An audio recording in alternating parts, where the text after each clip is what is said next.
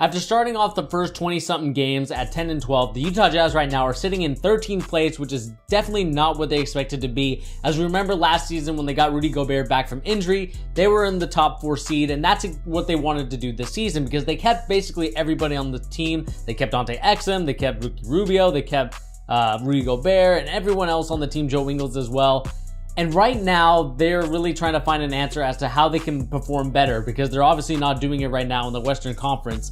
And they did it by trading away 2 second-round picks and Alec Burks for Kyle Korver. And this is, of course, coming from Adrian Wojnarowski. And more information on this trade is that the Cavaliers have agreed to trade Kyle Korver to the Utah Jazz for Alec Burks and 2 future second-round picks, which I just stated. The Cavaliers have been shopping Kyle Korver for several weeks, and what makes this deal more interesting is that Alec Burks' contract is an expiring contract of $11.53 million, which means that it's a very lucrative contract, and we know that the Cavaliers are willing to take on bigger contracts, so that way they can have more cap space for future free agency class when, of course, they're trying to tank and see if they can get either Zion, Cam Reddish, or RJ Barrett.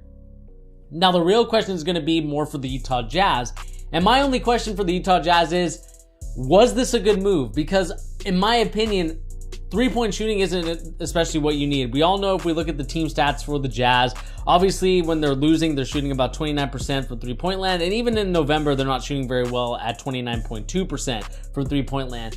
But I don't think that that's one of their biggest issues. I think the biggest issue for me is having another playmaker to play alongside Donovan Mitchell. Because right now, Donovan Mitchell feels like he's doing everything on his own. If we look at the Utah Jazz stats itself, Donovan Mitchell he's scoring about 20.6 points per game, and the second best person is Rudy Gobert. And we know that Rudy Gobert isn't an offensive threat. He's more of a DeAndre Jordan-esque type of player where he gets most of his points from lobs and tip-back slams. I mean, that's what is going to happen with him.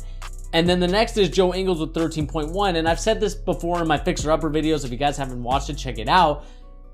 The thing with Joe Ingles is that I feel like if he comes off the bench, he could be a really destructive player in terms of being that sixth man, helping the second unit out, scoring buckets and getting buckets. But right now, in my opinion, I just don't feel that I'm getting that from anybody else. I mean, after that, it goes to Ricky Rubio, then Jay Crowder, then Derek Favors, and then there's Alec Burks at 8.4 who just got traded.